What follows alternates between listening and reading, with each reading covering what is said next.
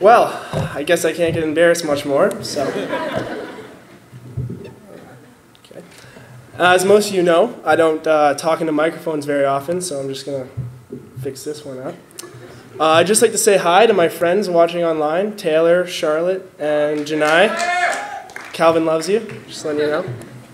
I'd like to thank all the parents for coming out today, my whole family for coming out. Yeah, they're right there. And I'd like to thank the band, especially. I mean, putting on a great performance, and more to come. And I'd like to thank all the teachers that have helped set today up, and especially Mr. Booker for doing whatever you do. I don't even know. All right. If 4 years ago today, someone had told me I'd be up here, I would have thought two things. One, why would anyone ask me to do that? And two, there is not a chance I am getting on that stage. Stage fright notwithstanding, it is an honor to be addressing this year's graduating class and to represent such an exceptional and well-rounded group of individuals. I hope I can do this moment justice. The memories of my past few years of high school are, to be honest, a bit of a blur. It feels not too long ago I entered Mr. Armstrong's grade 9 math class. Things got very uncomfortable very quickly. With all the yelling and random noises that emerged from his room. Anyone who's ever had a morning math class, better yet, anyone who's ever been in the math hall room in the morning can defend my point. It was terrifying. I'm not going to stand up here and give you the classic memory spiel. High school was great. I had so much fun all the time. I made great friends along the way. Great, great, great, great. It wasn't. The all-nighters to finish English papers you had done a good job procrastinating on. The days after school or at lunch spent with your headphones plugged in studying for that test. Mrs. Gordner can defend my point here. The look of the library the day of or after exams. You'll never see the library so full and so quiet at the same time. We aren't celebrating today because it was easy and fun. We're celebrating today because of the 4 years of essay writing and test taking we survived to get to this moment. Now that being said, it's not like our entire high school career was as tough as I make it sound. When I think back on our years of high school, there are certain things that stand out to me. I think of the night we were all at a dance when Caleb, Cameron, and our own Scott Beckman rocked our school with an instant Stratford Central classic. I also think of Ramcast in general as something that really set our school apart from others. Dougie as the Fresh Prince of Stratford Central, then Johnny Woolley and his beautiful rendition of Somebody That I Used to Know. And of course, the annual dodgeball Ramcasts make me smile because, like Mr. McCutcheon would say, I want to see someone hit someone in the face.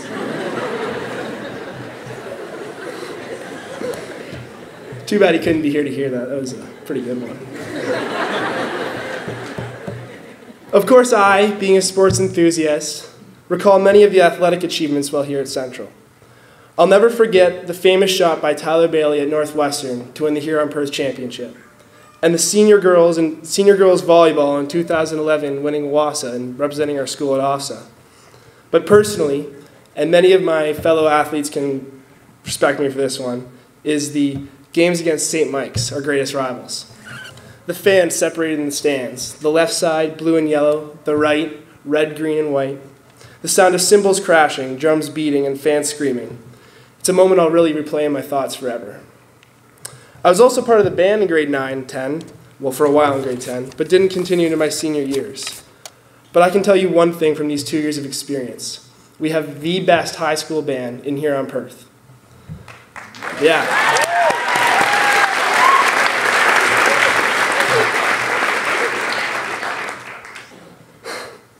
They consistently win Kiwanis Festival and other awards, but what I remember most are the epic songs played at assemblies. And much to Mr. Gilbert and Miss Ortelli's regret, I don't remember the beautiful classic pieces as much. I remember the renditions of modern classics like Pirates of the Caribbean, the Mission Impossible theme, and the jazz band playing Charlie Brown's Christmas. These are the songs that really get me to sing along and play my air drums. Now, a lot of you in here know me fairly well, and for those of you who don't, you still probably know I'm not much of a theater guy. Still not. But our grade 9 year, the year we won Sears Festival, I asked a friend, Jack Davis, wherever he is in here, I asked him, what's the big deal with the Sears Festival? And he explained to me the importance and magnitude of this competition. It really opened my eyes to how amazing our performance program really is. A few years later, I went and saw Big Box Story, which Miss Stotch-Jones touched on earlier, I think. I loved it. I found it much more entertaining seeing Chris Fulton as Clark, an awkward electronics salesman, than I would have played at professional theater. And the teachers were also conveniently seated over here. How could I forget you? The sculptors of our future, giving us the necessary tools for future education and for life.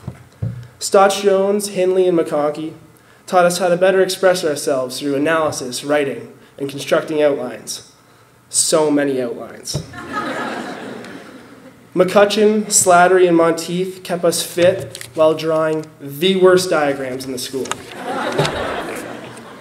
Lagerwerf, Rickard, and Bannerman, all with their own odd qualities. One, a world record holder for the most times using the word homeostasis. The second, the proud owner of a pet mole. And the third, a man with two names who cannot seem to demonstrate electromagnetic induction without making some sort of sexual gesture.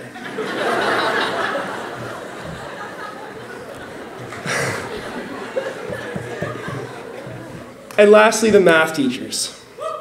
Yeah. When I say the math teachers, I don't just mean the crew of Armstrong, Steele, and DeWeaver. Oh no. This group includes the like of Dingman, Cassoni, and the bearded legend himself, Mr. Leach. The reason I include a business teacher, a guidance counselor, and a history teacher amongst the math teachers is they spend almost as much time in the math rooms as the math teachers themselves. They wait for an awkward scene in a movie to conveniently sneak out and take the attendance to the office. Yeah, we noticed, Mr. Leach.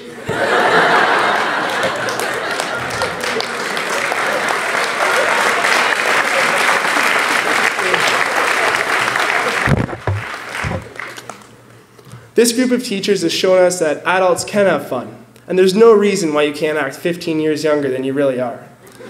I'm being generous with the age there. The math teachers, of course, have taught us actual math once in a while, too. They've taught us how to solve complex equations, how to do trigonometry, and how to analyze sets of data. But more importantly, they've taught us life skills, like how to deflect someone's insult back at them, or how to tell when someone's making a stress noise. This entire group of teachers has, at least for me, set an example for later in life. They demonstrate the companionship that you can have with your coworkers that makes going to school every day so enjoyable. I only hope I can experience this in my future. I'd like to thank each and every teacher and principal who has helped us grow as students and as people in our years here at Central, and I hope they have been as influential on you as they have on me. Now, the teachers have been helpful in our progress to this point, but they get this speech every year, so let's talk about us for a little bit. You may all not know this, but coming into grade 9, I considered myself a sort of one-man wolf pack. Not only that, I was a wolf often labeled by others. In grade 9, people saw me as the cliché stupid jock. If our school had had a football team and cheerleaders, trust me, I tried, I would have been the quarterback dating the head cheerleader. Then I would become friends with the captain of the science club. Oh, that's you. And blah, blah, blah, you all know the rest of the story. But anyway, midway through grade 9, I started changing what people thought of me, something I called the relabeling process. Okay, I'll admit it. I didn't really plan on changing what people thought of me. It just kind of happened, same way it happened for everyone else. But anyway, let me continue. By grade 11, my label had changed drastically. It had changed from a jock to a much more complex label. I was a nice jock who didn't bully kids and stuff them in lockers. Well, we stuffed kids in lockers, but it was cool. You know, like, it wasn't bullying if they wanted to be stuffed in the lockers. Grade 9 was a weird time for everyone. Anyway, labels. So I was a jock, but I was also something of a mathlete. I wrote math and science contests, and I enjoyed it. And as many of you know, I was also that creepy guy in the math help room every single lunch. So finally, my label had changed, for the better, into the type of label I wanted. Although not the perfect label, I wish I could have been the jock, mathlete, scientist, fabulous actor, model, dancer, musician. But you take what you can get, and I was happy with this new label. When I started noticing myself being labeled differently, I noticed it in other people as well. Athletes who I had played sports with for years were joining the band or starring in plays. Artsies were on the tennis team. Geeks were playing sports. Nerds were in the plays and in the band. Hipsters were on sports teams. Of course, they're in the less trendy sports like Nordic skiing and badminton. But they're sports nonetheless. In grade 9, everyone seemed to be something like an element. Limited characteristics, one name, a little boring. But now, after the reaction that is our high school career, we are left with artsy jockites, athlete musicians, and hipster nerdites. We have become the useful compounds that elements wish they could be. This relabeling is, by far, the greatest thing high school has given us. Greater than the knowledge, greater than the memories, and yes, even greater than the good times, is the chance to separate ourselves from what people assumed of us, to label ourselves instead of having it done to us, not only in high school, but for the rest of our lives. Sparky Anderson, a baseball great, once said, "I cannot get rid of the hurt from losing, but after the last out of every loss, I must accept that there will be a tomorrow. In fact, it's more than there will be a tomorrow. It's that I want there to be a tomorrow. That's the big difference. I want tomorrow to come." Sparky describes a mentality that I only wish everyone in here, including myself, could have. You're going to make mistakes in life, and you're going to lose. But rather than just accepting these mistakes and moving on, look forward to the next opportunity not to make these mistakes. Whether it's the next day or the next year, be excited for the next opportunity to be successful. I'd like to thank all of you for giving me the chance to decide who I'm going to be, and I hope you're all grateful for the same opportunity. Now, before I came on stage, I thought to myself, wait a second, could it be? And now, after this night and this speech, I know for sure. I've just added 159 more wolves to my wolf pack. Thanks for joining my wolf pack. Good night.